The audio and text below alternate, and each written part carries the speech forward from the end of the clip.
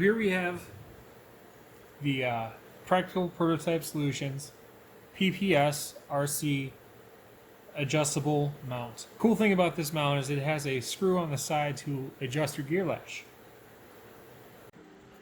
I figure I'd give you a quick rundown on the assembly here.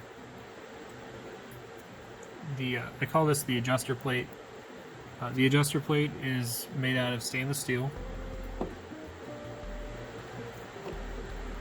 and it rides in a groove on the adjuster nut, which is also stainless steel. The screw itself that this moves on is also stainless steel. So I went with a full stainless steel setup for hopefully corrosion-free performance. You don't want to go to use this and it's rusted solid, you know, so I went with stainless. And the whole assembly just drops right in.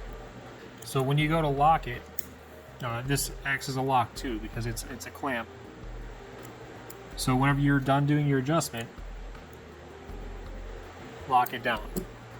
Now this screw here won't move, and you don't have to worry about your adjustment or your anything like that. Whenever you go to loosen this screw to make your adjustment, you don't need to make a big turn. Just so you feel that tension go away, and then everything frees up. Tighten it down. It's locked again. And you don't want to loosen this a lot, because then you'll get you'll get play, you know. So it's possible that if you are having inconsistent gear lash, you have to loosen the screw too much, and you get your gear lash all set, and then when you tighten this screw, you move it. The important part is first make sure it's tight when you're done adjusting, and then whenever you go to make an adjustment, loosen just a little bit. That's all you need. And when you're done, tighten it back up. Easy.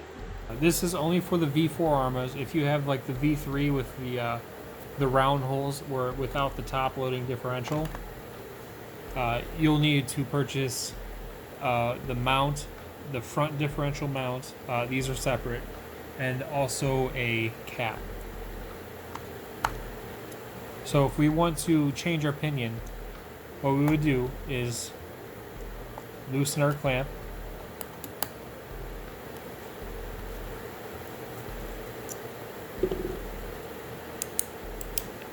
loosen our adjustment lock on the side. When we loosen this lock, all you need is like a quarter turn, just enough to take the tension off. So that's all you need. So from there, now that you have the screw loose, you can do the adjustment. We can pull out our pinion, pop a new one in,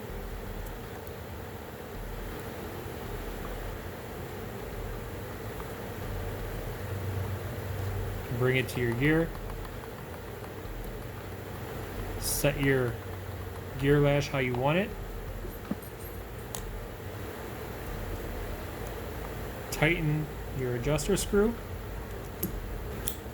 and then tighten the top clamp.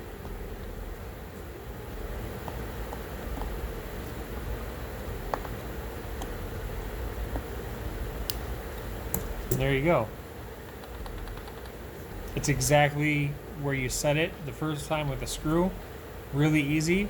No fighting, fussing, trying to squeeze and make sure it's just right, and then you go to tighten your top screws and it slides over, and then all of a sudden it's not right. You got to do it again. There are two options: the 25mm and the 30mm.